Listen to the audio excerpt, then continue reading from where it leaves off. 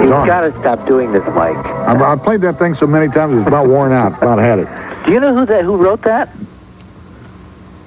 Let me think here. Who wrote the score, you mean? Mm-hmm. Dmitri Tiomkin. No. Who? I'm embarrassed. I know his name like I know my own name. He's a very, very famous movie score composer. Henry Mancini? No. Older than that. He was a bit of an iconoclast. He didn't get along well with the Hollywood community. And he could have become a symphony conductor of world-class renown. But he couldn't get along with the orchestra. I mean, he really picked fights with people because he was such a kind of a nitpicker on detail. Well, why did you ask me if I knew if you don't know? Because I thought you knew. I don't know. Well, it'll come to me. That spooky noise that they used in that was the pioneer of that sound, whatever they call that. It was called a thermiophon. Good for you. What a guy you are. What a man. Where do we get such men? Where do they come from? Well, this one's coming to you from New York. I tell you what, Richard, I've had more calls this week. When are you going to have Hoagland on? Okay, they write it down on their schedule. They love to hear you on here. And what do you know today? Oh, dear. You know anything? Where do you want to begin? Well, I don't. They've been calling. They want to know, and I know you know. You really got into this, the pictograms, the crop circles. Right. Is there anything going on there? Well, of course, it's only March, and nothing's growing yet in the fields of any place. We won't know, until it gets to be crop season, which is like April, May, June is when they're big enough to have things imprinted. What we do know now is that they're not hoaxes, they're not government secret programs, they're nothing as mundane. They're exquisite mysteries. They are symbols laid down by someone, and the evidence for that is coming from our research, which has to do with the mathematical decoding of the patterns.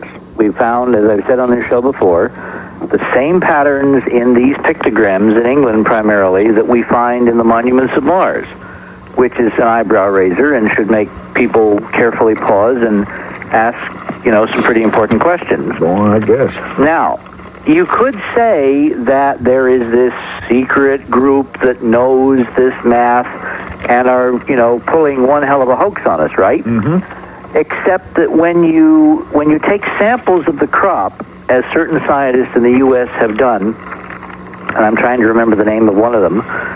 He's in Rochester, New York, at the university there.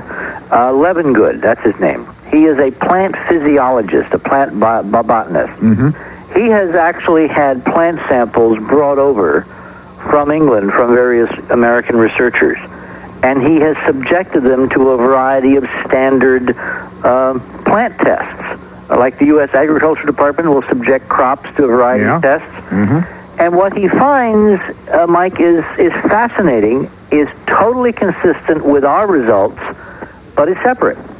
What he has found, this is Dr. Levengood, University of Rochester, has found that the plants that he is analyzing from the crop circles in England, these strange geometric pictograms, have in fact been altered at a genetic level. They grow faster.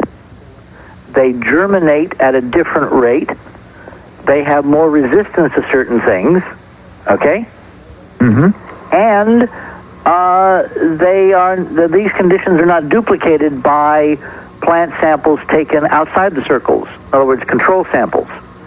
Now, you can't get genetic effects in plants by stomping around in a field with a board and a string. Well, that's just insane. Why do they? All right. Why do they force this stuff onto us? Which means, well, who's they? Well, whoever they are. You mean the folks putting forth the hoax idea? Yeah. Well, I think there's, let's look. We're all adults here, right? Well, but they don't want us to know this. They don't want us to know. They are trying to control the flow of information because information, look, in a democratic society, all you've got going for you is information. Ross Perot was on Nightline last night, and he said something very important. He said no one in the federal government really knows how much money, our money, they're spending. And he says because they don't do cost accounting like you do in any normal business. He said what I would like to see would be a 90-day accounting system. And that, of course, is a heretical idea. Because, again, if we could track the flow of the money, we'd know where the power was, we'd know we don't have it, and we know we have to get it back. So in terms of the crop circle problem, there has been, as of last summer, a tremendous amount of disinformation. Doug and Dave, military defense satellite testing. It's all bunkum. Let me give you another piece of data. There's another group which has been analyzing, and I really don't know their names, but I have read a couple of reports, basically press reports from, not the science papers, but the press reports. They have found, in looking at isotopes in the chemistry of the plants. You know what an isotope is? A radioisotope? Well, no, it doesn't have to be radioactive. An isotope is just a different weight of the same element. Okay, it doesn't have to be radioactive. Yes, a lot of isotopes are radioactive because if the nucleus of an atom gets to be too heavy, has too many neutrons as opposed to protons, it tends to be unstable. It breaks down by radioactive decay. All right, don't lose me now. All right. Okay. So an isotope is a different weight of the same element. They have found that there is a strange pattern of isotopes in the crops which have somehow been forced to create pictograms and symbols as opposed to plants in the fields where there are no symbols. Now, again, it's impossible to alter the atomic chemistry of a plant by stomping on it with a board. Yes. Okay? A string. On a string. So, what we've got here are three separate sets of evidence by three separate sets of investigators, which is converging on a common solution, which is somebody with some extremely sophisticated and non-terrestrial technology is applying energy to these plants in a specific pattern that is laying them down in a swirled geometry of a certain size and dimension, which we have calculated and figured out, and which Levengood, in looking at how plants respond when you try to grow them under conditions, has found alters their genetic properties and how plants behave, and which this other group has found leaves a fingerprint of strange isotopes that do not occur in normal plants of the same kind taken in the same field a few hundred feet away. Bottom line, there's something wondrously mysterious going on, and we need to figure it out and get past the disinformers to get to the message. Does it strike you as strange at all? This all seems to me to be some large puzzle that the pieces are starting to all come together. That we are about to figure out our genetic code. We're very close to that right now. Does that fit in there anywhere? That's very perceptive. I think you're onto something, and let me tell you how I think it fits. You don't recognize, you don't even understand messages and symbols that you yourself are not ready to understand. Right. It's like a 5-year-old kid is not going to read, Plato in the original Greek. Yeah. Okay? Mm-hmm. But when he goes through grad school and has had 5-10 years of Greek, Plato is pretty simple, right? Mm-hmm. Because he knows Greek. Mm-hmm. The fact that we're now to the level in our society, in our civilization, where genetic engineering, genetic codes, genetic restructuring, altering genetics and all that has become part of the lingua franca, the common language, makes us aware that this kind of technology is possible. And yes, I think it's kind of, it's what Mark Twain said, when it's steamboat time, you steam. Mm-hmm. It's time now we recognize that these technologies are possible, therefore we're aware that these things may be around us. Now, they could have been around us before, but nobody had the smarts or the knowledge base to recognize it, therefore it was invisible to them. And if we could indeed figure out what our genetic code is exactly, we could go on a spaceship somewhere for maybe 6,000 years, and we could endure that time in space. Wouldn't that be possible? Well, there is a group who, of course, think that aging, biological aging, deteriorating, falling apart, eventually falling down dead. Mm-hmm. It's not axiomatic. It's not written in the stars. It's not natural. It's only natural because our genetic code is programmed to break down. Right. If you take control of your genetic code, perish the thought, Jeremy Rifkin, mm-hmm. All right, then basically it may be possible someday to decide when you want to die. Yes.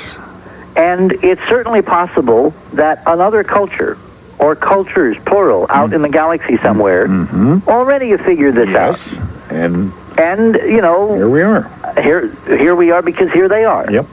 Did you see the news today of evidence of oceans on Venus have been found? Yeah, is that news? Well, it is to me. We have known this for a long time, and I'll tell you. They're saying 3 billion years ago, oceans 25 to 75 feet deep. Not at a minimum, probably much more. You knew this. Yeah. This is all new to me. Back in '78, NASA sent a series of unmanned probes called the Pioneer series into orbit around the planet, and there were 5 probes that were zapped into the atmosphere on a one-way journey to measure in situ, as they fell through the atmosphere, the composition of the Venusian atmosphere. And one of those probes radioed back some data that was kind of anomalous, and it was not until many years later, I think in maybe 83, 82, somewhere around there, that a bunch of scientists meeting in California kind of all got together to compare notes on the Pioneer mission, and they realized at the conference, as it was going on, they made a discovery. And the discovery was the presence of a heavy isotope of hydrogen called deuterium, for which an American scientist, Harold Urey, won a Nobel Prize for the discovery of deuterium back in, I believe it was the 1940s, out of the University of Chicago. Anyway, the presence of deuterium on Venus, they interpreted as evidence of former oceans. This is 82. So who was it who just got the word and put a newspaper story out here in 93? I mean, this is 10-year-old. Well, that's just what I was going to ask you. This is strange. It says here, if oceans did exist, they were there long enough for some form of life to have developed. Well, see, this goes back to what I think we have to also, as adults here in this, electronic room that you bring together every day, we have to realize that our government spoon feeds us with information. I would say, without much fear of contradiction, that there is a game plan afoot to prepare us for the amazing fact that, gosh, boys and girls, we're not alone. And that's why you see these things dribbling out, and that's why there's this big hype about Fire in the Sky, why Paramount suddenly, 20 years afterwards makes a movie about Travis Walton's experience. This is all 20, 30 years later this stuff comes in. Well, I have news for you. When you go see the movie, guys, everything is wonderful except for the key part of the film. The end. No. The 10 minutes of the abduction. It's all bunk. It's all crapola. It's all made up. That did not happen. That's the fake part. That is, if I may call a spade, that's the propaganda part. The rest of it, including the acting by Jim Garner, who I think really deserves, some kind of an award for honesty in this film, is very good. I mean, it's actually accurate to the Walton experience, the lumberjacks, the whole story. The part where he disappears, where he's, quote, abducted, that is fake. Absolute fake. And the question I have, knowing Tracy Torme, who was the co-producer and the screenwriter, is why did he have to try to scare the bejesus out of people with that 10 minutes when he could have done just the opposite? Because Travis Walton does not remember one iota of his time on the, quote, ship, unquote. It was a blank. So why try to create a horror story around aliens when, in fact, there is no data that says it's horrible or not horrible? Unless it's propaganda, unless someone wants you to be scared to death of the idea of aliens. I need to do a break and come back here with you. And I talked to you yesterday for a minute and told you my little Barry Goldwater story. And we've all heard that story that happened, but I still didn't believe until I got it right out of his mouth that had happened. And what I need to know from you is how ready is he to look at real data now, and what influence does he have, and could he pick up the phone and call Bill Clinton as the senior, senator who once ran for president, and could he say, Bill, there's some stuff you got to look at, where? His words to me were, from Curtis LeMay, he said he was my old buddy, to never, he called him every name in the book and said, never mention this again, never bring this up, never talk, shut up, and never mention it again to anybody. So why did he? Why has he? Why has he what? Why has Mr. Goldwater done that? Well, he hasn't told any further than what was told to him, but he hasn't said anything else. Well, there is a letter circulating, which I have seen, where he has put in print that he was kept out of the so-called Hangar 18 at Wright Path. Yeah, that's what he told me. That's the genesis of this story. So if you put it in print, I mean, that's kind of violating this edict, isn't it? Well, it's just what he was told by LeMay, but it's he has never said anything. I was asking him some other things, and he wouldn't. Was kind of evasive about it, as if he maybe did know something, but wasn't going to talk about it. Did you ask him point blank whether he thought that there were alien spacecraft in possession? Yes. And he said? I can't remember his exact words. I don't want to misquote him. He did say that he had been at somewhere where they're sending signals out, and it seemed to him that they were getting something back. And he said he thought there were other civilizations. He said he thought we were not alone. Okay. And I said, do you think there's some aspect of our government that keeps this away from us? And he said, I think, yes, I would agree with that. Interesting. All right. Okay. Okay. The composer was Bernard who? Herrmann. Bernard Herrmann. Absolutely. And the instrument was a theremin. Yep. And the same guy composed the Psycho. Yes. And many others. I mean, his work is brilliant. I've loved him for years because it was definitely different. But his personality kept him from ever really becoming the superstar he should have been. You are a great man, Richard. Well, I'll be right back with you here, okay? Okay, Richard Hoagland here with us. Monuments of Mars, City on the Edge of Forever. It's 22 minutes after 2 on KCMO. And let's see, let me plug something here. Exclusive radio outlet here, KCMO, for the 1993 Final Four, where you hear games from Charlotte and St. Louis tonight, beginning at 6, right here on Radio 810 KCMO. All right, Richard Hoagland, the great one, is here with us. I asked Barry Goldwater about Jackie Gleason. You've heard the Jackie Gleason story. Yes. He said the story is that Nixon took him somewhere. I asked him about that. He said, no, I don't believe that. It seems implausible on the face of it. See, the problem with the whole UFO thing, which is why I've tried to keep our investigation and all the people that we've been able to involve now that have, excellent reputations and credentials and, are serious about this, from the UFO thing, is because the UFO field is filled with idiocy, claptrap, and nonsense. Sure. And in fact, I think that's part of the disinformation. If you want to keep people down on the farm, if you want to keep them ignorant about something terribly important, you simply spread rumors and disinformation, and you plant people, and you put stories in tabloids, and you run a professional campaign. Think of it like this, all right? What's the first thing that's supposed to happen in a war? It happened during the Gulf War. Suddenly, everybody was talking about the fog of war. Remember that phrase? Sure. The fog of war? Yeah. Came out of World War II? Well, there are people paid to try to confuse the enemy. And what has happened, Mike, and this is the tragedy, and where people have got to, put a stop to it, and they're the only ones that can, is that on the UFO ET subject, the American people somehow became the enemy.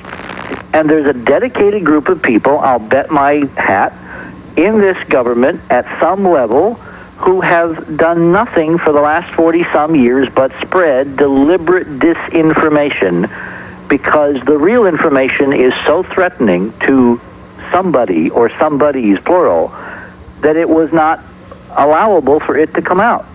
What does that mean, do you think? That is this austere, that the end, there were crops that are about to be harvested? It could be something... No. See, could it be something that's so grim that they can't cannot tell us what it is? But you see, grim is in the eye of the beholder.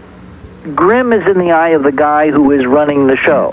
Let me give you grim from my point of view. Okay. Let's assume, first of all, what's the role of government? What do governments exist to do? Govern. And what is governing? I don't know. It's control. Well, it's controlling people. That's all right. I'll buy now, that. That was not the way the founding fathers created this experiment. Absolutely not. But from 1947 on, we have lived under what some have called the national security state. Remember Eisenhower warned of the military-industrial complex in that very strange speech with which Oliver Stone opened his film, which was nice to acquaint this generation with a little of their own history. Which film? JFK. Oh, okay. Remember, he used that film warning of the power and reach of the military-industrial complex. Now, why was Eisenhower, a general, trying to tell us in his last hurrah, his exit line, as Shakespeare would say, why was he trying to warn us of this unholy alliance, what has become called the Iron Triangle and some other circles, between government, the press, and the military. It's because you have a built-in power basis there that once it gets its teeth into you, will not easily let go. It's an aberration of constitutional representative democracy.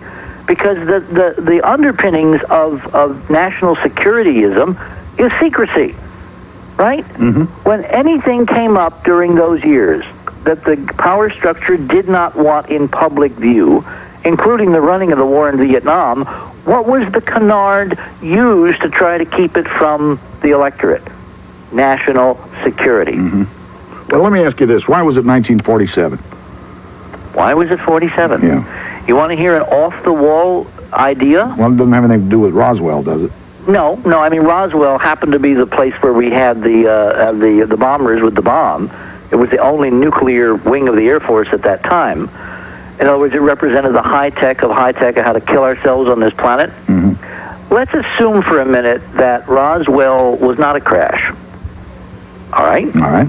I mean, let's assume that we have guys visiting us, looking at the plight of humanity, again, against the backdrop of the solar system previously occupied with ruins on Mars that we're going to verify in a few months with Mars Observer. Are we ever going to know, though? Well, that's, again, up to us, Mike, you know. If we don't know, it's our own damn fault. This is your baby. Well, and we've got a lot of things going, and I'm not going to tip our hand to our enemies as to what we have planned, but believe me, it's going to be a hot time in the old town. Are we going to know? Before we're finished with this. All right. Anyway, let's assume we have real extraterrestrial spacecraft that walk up on Earth one day, and they see us, against this backdrop that we're ignorant of our own heritage. We're ignorant of our place in the universe and the cosmos, mm-hmm. All right? Forget the reasons. Now, there are various ways they can let us know that we're not alone. And perhaps one of their, modus operandi, their ways of operating, would be to do it in a non-threatening way. I mean, let's say they're pretty smart, and they quickly psych out that, we've just come through this major hellacious war, right? The whole planet shooting at each other, ending with a couple of big firecrackers at a place called Hiroshima and Nagasaki, mm-hmm. which means we're not all that bright because we're using nuclear weapons in our own living room, right? And how bright can the guys down there be if they do that, right? So what do? Maybe they set out a decoy, and they deliberately proffer to the military at a high-tech nuke base in New Mexico on the July evening of 1947, a test trial balloon, a kind of a decoy, and they do it in a way. You know how dogs play dominance games when they meet each other in the wild? Sure. And when one rolls over on his back. That's right, and puts his feet up. Mm-hmm. Why does it do that? Why does it offer its unprotected underbelly and its throat to its opposite member? It's to show that the other guy has nothing to fear. Mm-hmm. Well, assume Roswell is of that nature. Mm-hmm. So, I mean, our military gets this stuff, and they see pieces and wreckage and all that, and they say to themselves, hell, these guys can't be too hot. They crashed. Lightning brought them down. They crashed, right? Yeah. So it's designed psychologically to set in motion a train of events that will ultimately wind up with them openly letting the world, this planet, know that, you guys aren't alone. This is who you are. This is your heritage. This is what's gone on. And welcome to the club, and let's kind of move forward. Instead, what happened? The military reacted like absolute scared jackrabbits. Mm-hmm. And the fact that Curtis LeMay, tell people who Curtis LeMay was. This is a guy Secretary of Defense. Well, he carpet bombed, Japan and Dresden. This is the man who masterminded strategic bombing of civilians. This is a guy who, if he'd had nukes, he would have nuked half of Germany and all of Tokyo and the rest of Japan. Right? Mm-hmm. This guy was a mad dog. Mm-hmm. For the fact to him to be scared shitless over what was in Hangar 18 and to ream out a senator, an esteemed senator of the right, who was chairman of the Senate Armed Services Committee. Mm-hmm. Imagine how scared Curtis LeMay, who had just creamed Hitler's crop, had to have been to do that. Now, what could make him that scared? Well, that's what the military, that's how they operate. They operate running scared. Better to be safe than sorry. They must have been so dazzled by the technology that they picked up in that desert that even though it came to them in a very docile form, a crashed thing, it still scared the bejesus out of them. Now, let me tell you why I think it was real and why I think it was a decoy. What was the year that it crashed? 47. And what is 1947? What's the central number from our decoding of the monuments of Mars, Michael? The tetrahedral number where everything happens? What is it? 19.47. Oh, I didn't. Think about that. Oh, man. Think about that. Oh, boy. And with that, we go to a commercial, right? Oh, yeah, let's do that. Well, you can throw some darts out there. But that's a brickbat. It's the first time I've discussed this in public. Boy. But that's why Roswell is the intense focus of disinformation, because it is real and it contains real information, and the guys behind it were trying gently, delicately, elegantly to bring us into the wider cosmic family of intelligence out there, and we've been such idiots, we've reacted like barbarians, primitives, because the military was running the show.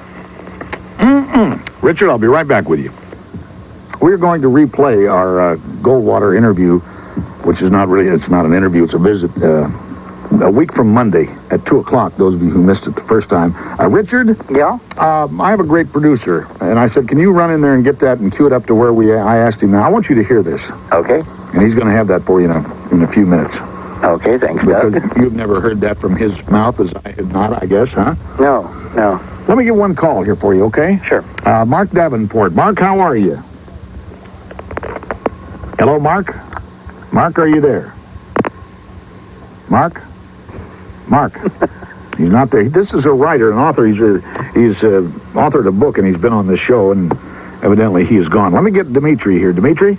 Yes, I will be brief. Is it true that they have a cosmic debris in our genetic makeup? And also, have you read the book, The 12th Planet? All right. Let me answer the second part first. Yes, Zachariah Sitchin's book, I've read all of his books. There's a lot of important information, but his conclusions are erroneous, and we need a whole show to just go through Sitchin someday. How about the debris thing? Well, I wouldn't say debris, but there is, as you know, at Berkeley, funded by the Department of Energy, which I've always found curious, what's called now the Human Genome Project, all right? We're spending federal money to basically map the human genome. Our DNA, chromosomes, all that. And it's going to be extraordinarily useful because there are an awful lot of diseases that are now genetically based. As you know, Huntington's disease the other day, there's a team that has published in Nature thinks they've now found the genetic markers for Huntington's. The guys at Berkeley say that from what they now know in terms of mapping our DNA, that there are a lot of what they call junk genes. It's like junk bonds. And they can't figure out what they're there for, what they do. My suspicion is that we're going to find out that there's an awful lot of, shall we say, possibilities for human beings that are unexpressed, that have somehow been turned off genetically, and that those latent capabilities are there in the genetic code, but we can't currently access them because, in fact, they have been somehow cut off from our control, and that will lie for future genetic research to uncover how to reactivate. Because I don't think there would be any junk in our genome, because what would be the point? How would it get there? You know what I mean? It's like having a whole wing on your house that you never go into. Well, you didn't pay for it to be built to not be used, so why don't you use it? It's not a good analogy, but it's the only one I can pick up on short notice. All right, we're ready with this. If you would like, now if you don't want to hear this, we won't do it. No, I definitely do. Okay. Is this with me starting off, Doug, or okay? So you listen, Richard, and then we'll come right back and see what you have to say, okay? Okay. Okay, here we go. There's all these conspiracy stories now are coming out, and the greatest one of all, and now I don't know whether this is folklore or whether this is true, but I've been a flying saucer fan since I was a little kid. I used to know Major Donald Kehoe. His mother used to live next door to us. So back in the 40s, he came out with Flying Saucers Are Real and all these books. So I'm a little kid, and I've been with this all my life. And maybe this is folklore, but the story is you tried to find something out about the Roswell crash. No. Is that true? I know that at Wright-Patterson Field, the Air Force had, and I have to assume it's still there, had a room I think they called the Blue Room or the Green Room, in which was assembled all of the information that the Air Force had put together on UFOs. So I called my friend Kurt LeMay one day, and I said, "What about this, Kurt? Can I see the stuff in there?" And, boy, he cussed me out in every four-letter word. Do you remember what he said? I can't repeat it. He said, "Don't ever ask me that again, and don't ever talk about it to anybody. I don't want to hear you ever mention it." Okay. Hello?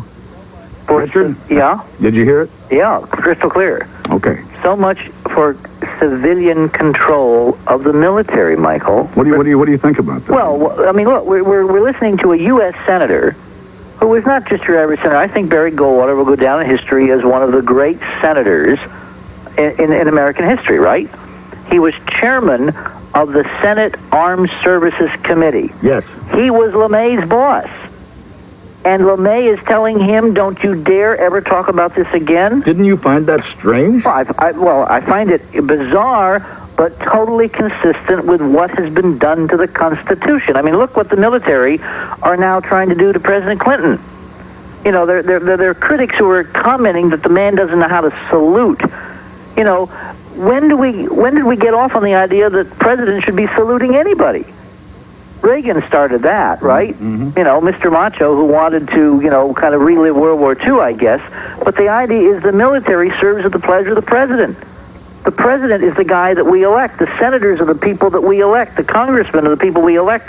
We don't elect the military. They're appointed, and we have civilian control of the military. But listen to what Mr. Goldwater is saying. That the, I guess, chairman of the Joint Chiefs at that time, that was what LeMay finally rose to, reamed him out for daring to ask what was in this room at Wright-Patterson relating to a phenomenon that supposedly is all nonsense and hoopla and doesn't exist. And he says, don't ever mention it again, right? Now, that is crystal clear. I mean, it can't be any clearer than that, boys and girls. All right? This means cover-up. There's no other way to read that. Now, that's why we've got to get the pictures of Cydonia, because as long as you have stuff locked up in hangars, or at Nellis Air Force Base, or Groom Lake, or any of the other places that are currently in vogue, you'll never get to the bottom of this, Mike. But there is a latitude and a longitude and a U.S. spacecraft en route, even as we speak this afternoon, that will arrive on August 26th, will be put into orbit, and beginning in November, December, will take pictures 50 times sharper than any we've ever had before, and those pictures will validate the reality of the monuments of Mars, and then we're off and running. And then we know. Huh? And if you want to see the previous data and all our analysis, all I can say is please call our 800 number. There's a whole bunch of official briefings of NASA, Capitol Hill, the UN. We've made available on home video at a very modest price so you can see this data. Get the tapes, look at it, show it to your friends, and then write and call Mr. Clinton and say, for God's sake, are we going to return this government to the people? And here is an opportunity for you to do something for the Constitution. Let's see the pictures. I'll be right back with you, Richard, okay? Okay. Did you give that 800 number, Richard? No, I was waiting for you to ask. I'm at 1-800-424-0031, operator 12. That's 1-800-424-0031, operator 12. And what will that get you? Well, the Monuments of Mars, both old and revised editions are available, access to the Mars mission, and the sequence of home videos now that are our NASA presentations and our presentations at the UN, including the extended version, which is the analysis of the NASA STS-48 shuttle, quote, UFO video. Mm-hmm. All is available through calling that number. Okay, very good. Let me get Mark here. Mark, Yes, hi, Mike. Yes, we finally got you there. Yeah, I was cut off before. It's great to have you back and great show. Thank you. And Richard, it's great to talk to you after all these years of listening to your fascinating discourses. Well, thank you. I had 3 questions. I'll try. What's the name of your last book, Mark? It's called Visitors from Time: Yeah, The okay. Secret of the UFOs. Nice title. Yeah. But I was looking through a book called Alien Encounters, put out by Time Life Books, and they have a picture of a stone disc that was unearthed from ancient Sumeria. Right. And it has a diagram on it that looks almost identical to the diagram of our solar system that you sent out in the was it Voyager? That Pioneer, the Pioneer, yeah. flags, yeah. And including not only it has a central point with different lengths of lines radiating out from the point, and each line has some cuneiform Right. writing on it. And Zechariah Sitchin claims that this disc is a record of someone who came to this planet hundreds of thousands of years ago. Right, I'm familiar with his claim. But the diagram is so similar; it's almost identical to the diagram that you came up with. And I wondered if there was if you knew this, and if it had any bearing on your diagram. Not really. Okay, I just have about 1 minute left. No, I mean, the short answer, fortunately or unfortunately, is no. But let me make a little footnote here. There's a tremendous amount of knowledge in these ancient cultures which have been misinterpreted, and that's where Sitchin really deserves credit. Because the conventional archaeologists have been looking at it one way. Sitchin brought a whole new point of view, and a lot of what Sitchin is saying does track. Not everything, but a lot. And that whole area needs to be opened up, and a lot of other strange artifacts from a lot of other cultures will probably turn out to be relevant as we move through this. Thanks for your call, Mark. I wish we had more time. Doggone it. Thanks, Mike. I just saw one of those In Search Of programs where they say they've uncovered a spark plug, where they're similar. The dates back 500,000 years. Have you heard that story? Yes, that's the one in California that was found in a geode. When they cracked the geode open, there it was. Do you believe that? Yes, because we've got evidence of ruins that old on the planet Mars. That's why we've got to see the pictures, Mike. God, I love you, Richard. Now, do me a favor. I gotta go. Do me a favor. Send me a tape of today's show, and send me a tape of the Goldwater interview, all right? Yep. So I can use both of them, because I think that it's time to move on with this. I will do that. And do we have your address and everything? If you do not, I will hang around and Doug can ask me. Get it, and I will get that stuff out to you next week, okay? Okay. You're just great. I just love to be with you. Thanks, Michael. Thanks, Richard. Have a great weekend. You too. We'll see you folks tomorrow. We'll be at the Hereford House. Buck O'Neill will be there.